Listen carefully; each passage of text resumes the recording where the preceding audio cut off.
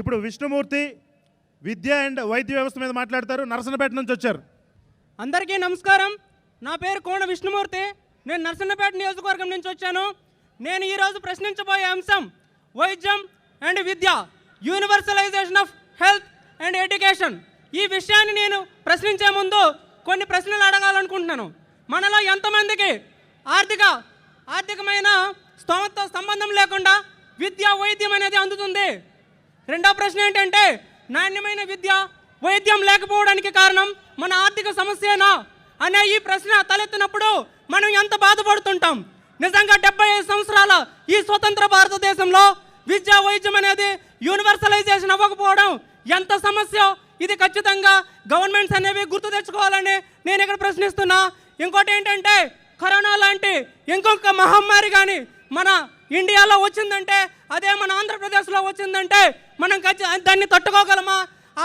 ఆ కరోనా లాంటి అటువంటి మహమ్మారిని తట్టుకునేంత హెల్త్ ఇన్ఫ్రాస్ట్రక్చర్ మన దగ్గర ఉందా? ఈ హెల్త్ ఇన్ఫ్రాస్ట్రక్చర్ అనేది ప్రొవైడ్ చేయాల్సిన అవసరం ఎవరిది అని ప్రశ్నిస్తున్నా. ఇందులో ఉదాహరణ చూసుకున్నట్లయితే, కరోనా సమయంలో ఎంతోమంది ఊపిరాడక చనిపోతే ఇంకెంతో మంది ఆర్థిక భారంతో బెంగతో చనిపోయారని చెప్తున్నా. ఇంకెంతోమంది హెల్త్కి సంబంధించిన ఇన్ఫ్రాస్ట్రక్చర్ లేకపోవడం వల్లనే ఆక్సిజన్ సిలిండర్స్ ఇలాంటివి లేకపోవడం వల్లనే చనిపోయారని సభాముఖంగా ఇప్పుడు అందరికీ తెలియజేస్తున్నాను. ఇంకా విషయం చూసుకున్నట్లయితే, 2017లో ఒక మహానుభావుడు ఎవరో మన పవన్ కళ్యాణ్ గారు ఉద్దానం అనే ఒక ఏరియాలో మనకి అక్కడ కిడ్నీ సమస్య ఉందని ప్రజలందరికీ తెలియజేసి వెలుగులోకి తీసుకొచ్చినప్పటికీ ఇంతవరకు ఒక శాశ్వత పరిష్కారం అనేది మన గవర్నమెంట్స్ అనేవి ప్రొవైడ్ చేయలేకపోయాయి. ఇంకో విషయం ఏంటంటే, మనలో ఎంతోమంది ప్రతిరోజు ఏదో ఒక ఆరోగ్య సమస్యతో బాధపడుతూనే ఉన్నారు. కానీ మనలో ఎంతమంది గవర్నమెంట్ హాస్పిటల్స్ని యూజ్ చేస్తున్నారని నేను ఇక్కడ ప్రశ్నిస్తున్నా. గవర్నమెంట్ హాస్పిటల్స్ యూజ్ చేయకపోవడానికి గల కారణం ఏంటి? అక్కడ ఎంతమంది డాక్టర్స్ ఉంటున్నారు?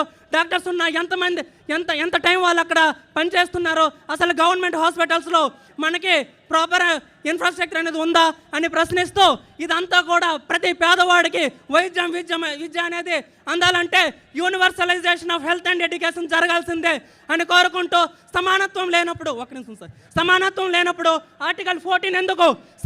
సరి అయిన వైద్యం లేనప్పుడు ఆర్టికల్ 21 ఎందుకు రాజ్యాంగంలో? అదేవిధంగా నాణ్యమైన విద్య లేనప్పుడు ఆర్టికల్ 21A ఎందుకు అనే ప్రశ్నలు తలెత్తుతాయని అందరికీ తెలియజేసుకుంటూ, జై హింద్.